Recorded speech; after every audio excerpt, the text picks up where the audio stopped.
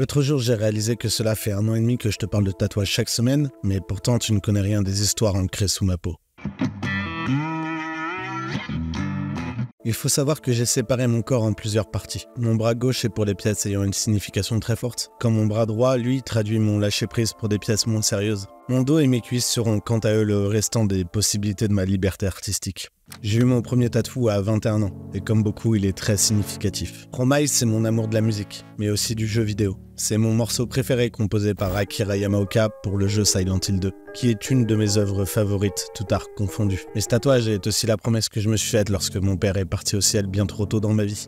Un jour, il sera fier de moi. À côté, tu peux y voir un autre tatou à multiples références. Bang Bang pour la musique de Nancy Sinatra, bien sûr. Beaucoup utilisé au cinéma, notamment dans le film Kill Bill de Tarantino, ce qui va montrer mon amour pour ces deux formes d'art. Ce fil rouge qui traverse ma peau telle une balle symbolise une légende japonaise, qui nous raconte qu'un fil rouge est relié à 2 âmes sœurs par le petit doigt. De mon épaule part une des plus grosses pièces sur cette partie de mon corps. Un médecin de la peste, avec une femme démoniaque sans visage et en barésie, qui représente pour moi la tentation, surmontée du texte de la musique du groupe Stupéflip vite.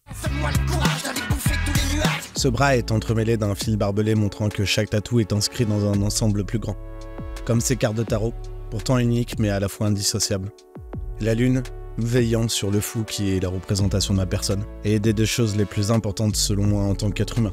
L'amour et la mort. Sur ma main, mon premier suicide social qui va renvoyer encore une fois à la notion d'équilibre entre vie et mort. Et pour terminer sur ce bras, à l'arrière tu pourras y voir le personnage de mon film Link, le docu-tatou avec des gens bien.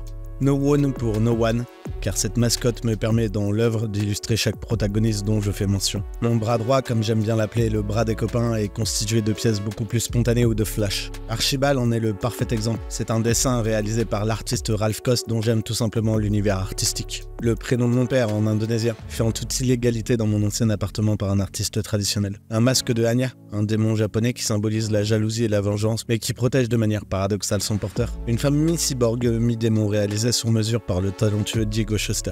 Un appareil photo dessiné par mes soins afin de représenter ma passion de la vidéo. Faites l'humour, pas la guerre, qui est une des devises qui me représente le mieux pour ceux qui me connaissent bien. Un petit 666, synonyme d'une séance tatou qui ne voulait pas se terminer trop vite. Tout l'aspect graphique de Tim Burton représenté au sein d'un logo Batman, un de mes univers favoris, sachant que le premier film sur le Chevalier Noir est réalisé par cet homme. Ça, c'est mon premier tatou fait sur un vrai coup de tête en free machine, avec encore une référence cachée au cinéma dans La Toile d'araignée. On peut y trouver un Red Rum, ce One Last Beer qui est parfaitement aligné lorsque je tiens ma pinte de bière, qui me permet de commander ma boisson préférée dans n'importe quel bar du monde, même si je suis trop alcoolisé. Et au passage, c'est mon premier tatouage fait en convention.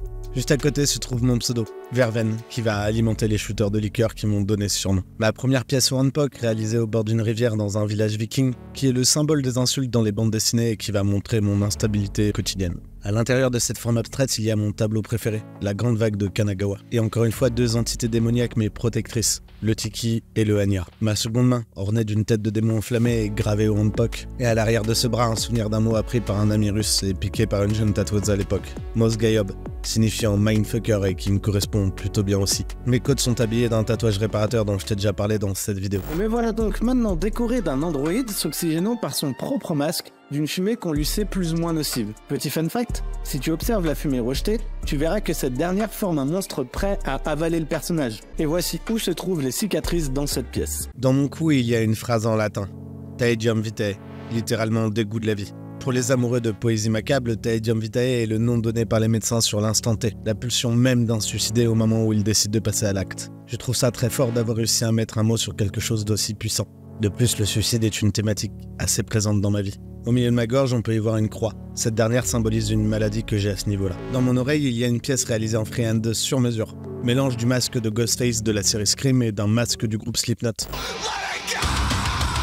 Et comme on me pose très souvent la question, non, ça fait pas du tout mal, c'est même un des endroits les moins douloureux. À l'arrière de mon crâne, un mot pour symboliser mon esprit tourmenté, Mad, surmonté d'un tatouage d'un crâne de corbeau. C'est un de mes animaux préférés.